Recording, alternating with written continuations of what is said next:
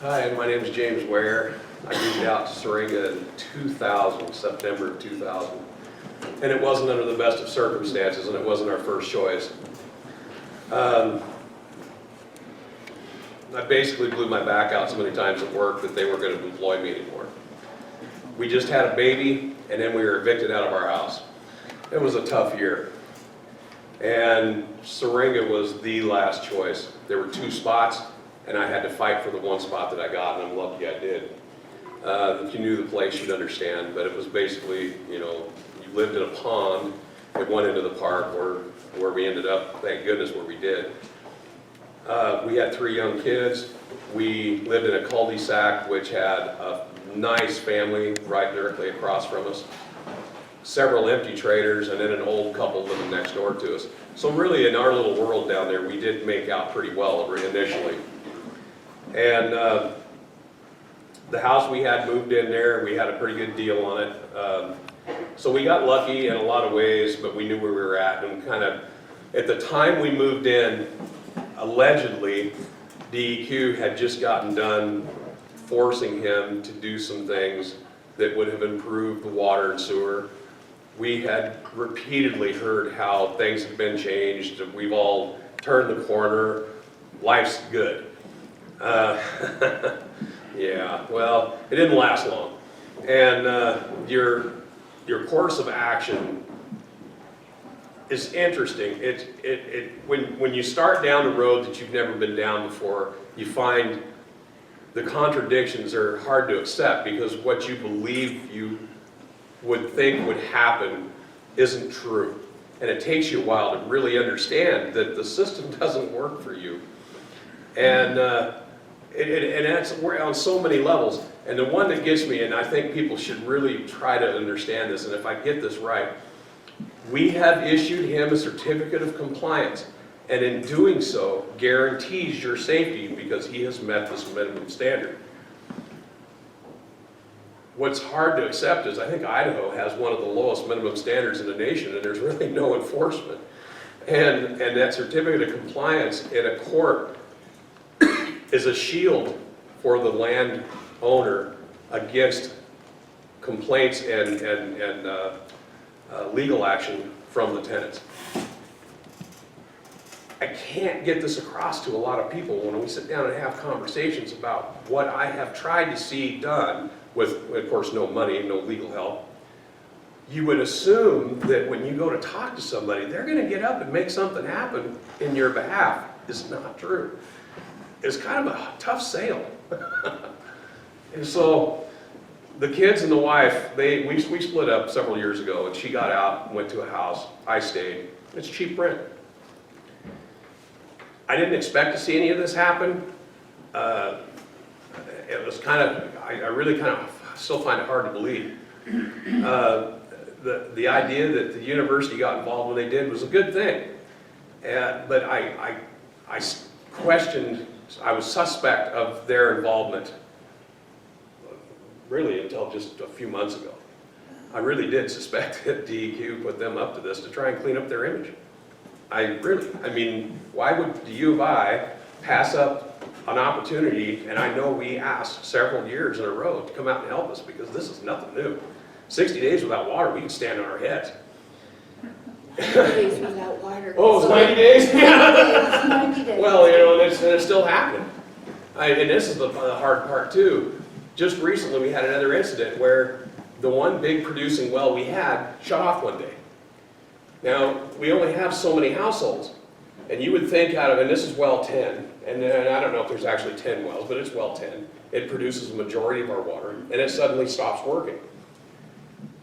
It's not 10 o'clock that night that the water goes out. It takes several days or maybe even a couple of weeks for us to lose ground on a daily basis to get to the point where we're out of water. How did that get by the people who are in charge now? This just happened, when was that, last summer? Yeah, this last summer. And I even went out and talked to the engineer who was in charge of the crew who clipped the line. And I was asking them what they were doing back there. And they said, oh, we're just, putting up new power poles. And he goes, you know anything about that line? I go, no, not my business. I couldn't believe it was where it was at. But it was what, a week or two after that we ran out of water, not a word. So, I mean, kind of the same thing is still in play today as it was then. You can't trust anybody. As far as the county goes, when they came out and put these tags up, I was thankful for that and for several reasons. The big one was to keep people from moving into what would otherwise be a terrible and desperate situation. Man, I was so glad to see those things come in there. You should not be moving into a place where you cannot know from one day to the next whether you're going to have water or whether or not you're going to be walking in raw sewage. And it depended on where you lived in the park, whether or not that was true about the sewage, and the water was universal.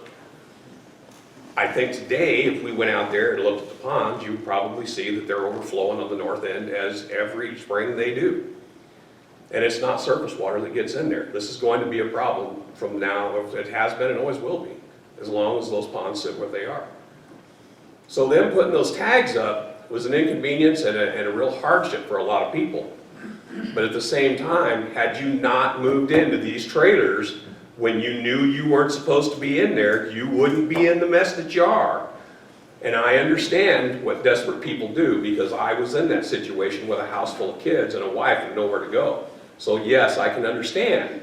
But again, you're talking about a system and a landlord who have repeatedly and without question in the past and no reason to believe in the future aren't going to fail you again. So the tags, in my opinion, were a good thing.